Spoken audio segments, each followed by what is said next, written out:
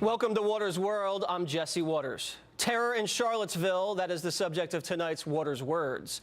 White nationalists showed up in Charlottesville on Saturday protesting the removal of a Robert E. Lee statue.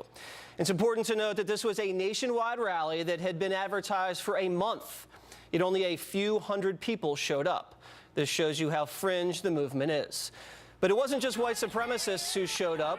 Black Lives Matter radicals, Antifa members, and other so-called anti-fascist left-wing fringe groups descended upon the scene looking for trouble. Both sides came armed to the teeth with pepper spray, makeshift clubs, and shields. Here's an image that encapsulates what was going on. Shockingly, law enforcement in Charlottesville did not get in between the protesters or disperse the crowd, even as it turned violent. Fox News reporter Doug McElway reported it this way. Nobody was intent upon peace here from either side. People were intent on causing havoc and causing damage. And even as wounded were being brought out of the park, the police were sitting idly by. But when the tear gas started to fly, thrown by protesters, the police themselves began to evacuate that. I asked the guy who was in charge, I said, "Where are you going?" He said, "We're leaving. It's too dangerous." They had an opportunity to nip this thing in the bud, and they chose not to. The police chief and the Charlottesville mayor are going to have to answer for this dereliction of duty. Things turned deadly when a man rammed his Dodge Challenger into a crowd of protesters, killing a 20-year-old female, Heather Heyer. The driver of the car was James Alex Fields, Jr. Media reports suggests he is a loner and a white supremacist sympathizer. Now, if the allegations against Fields are true, this man is a political terrorist and a bigot. The crew that he's running with, especially the ones that came to the rally armed with street weapons, are despicable people. After news of this broke, President Trump said this. We condemn in the strongest possible terms this egregious display of hatred, bigotry, and violence on many sides. On many sides. It's been going on for a long time in our country. Not Donald Trump, not Barack Obama.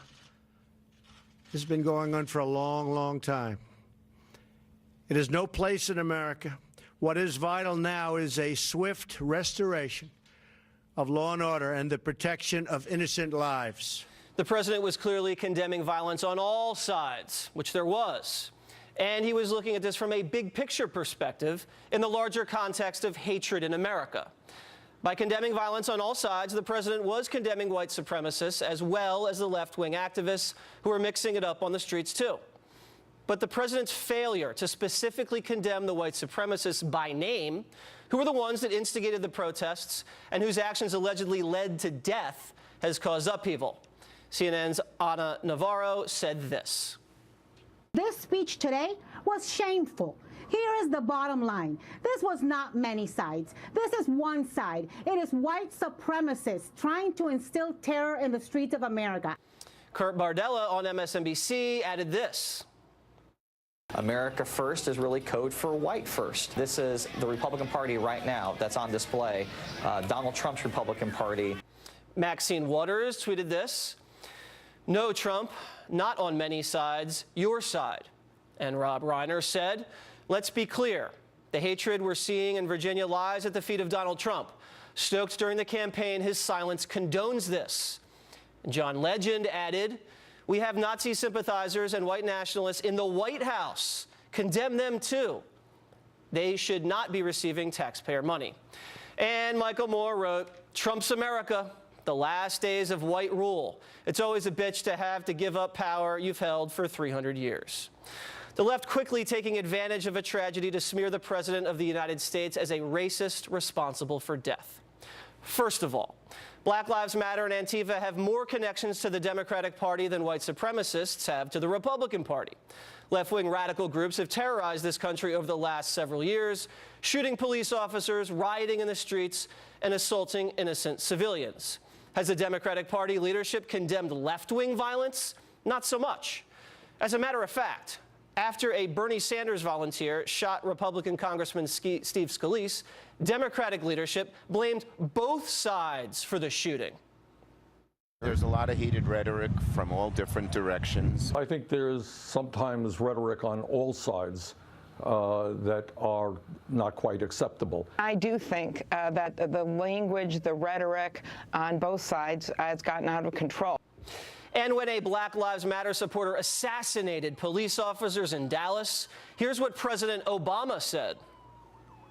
First of all, I think it's very hard to untangle the motives of this shooter. I think the danger, as I said, is that we somehow suggest that the act of a troubled individual speaks to some larger political statement across the country.